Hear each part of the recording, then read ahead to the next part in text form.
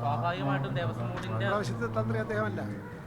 പ്രാവശ്യം മറ്റൊരാളാണല്ലോ തന്ത്രി, മോഹനന്റെ മകനാണ്.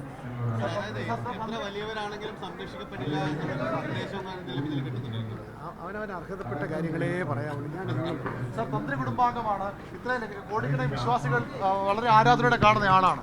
അത്തരം ഒരാൾ തന്നെ അയ്യപ്പന്റെ സ്വർണം കട്ടുമെന്ന് വിശ്വസിക്കാൻ കഴിയുന്നതാണോ?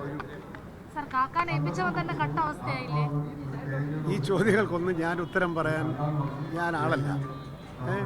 എന്തെങ്കിലും പറഞ്ഞ് വിവാദം ഉണ്ടാക്കാനും ഞാൻ ആഗ്രഹിക്കുന്നില്ല. വിവാദമില്ല, ഭക്തർക്ക് സ്വാഭാവികമായ ഒരു ആശങ്ക കാണില്ല. ഇത്രയധികം വിശ്വാസത്തോടെ നമുക്കറിയാം, ശബരിമലയിൽ പോയി കഴിഞ്ഞാൽ അയ്യപ്പനെ തോന്നിട്ട് ആളുകൾ പോയി കാലിൽ വീഴുന്നത് തന്ത്രിയുടെയാണ്. സ്വർണം പോയിട്ട് അവിടുന്ന് എന്ത് നഷ്ടപ്പെട്ടാലും അയ്യപ്പന്മാർക്ക് ദുഃഖം തന്നെയാണ്. അതുകൊണ്ടാണ് ഇപ്രാവശ്യം ഇത്ര ആൾ കൂടിയത്.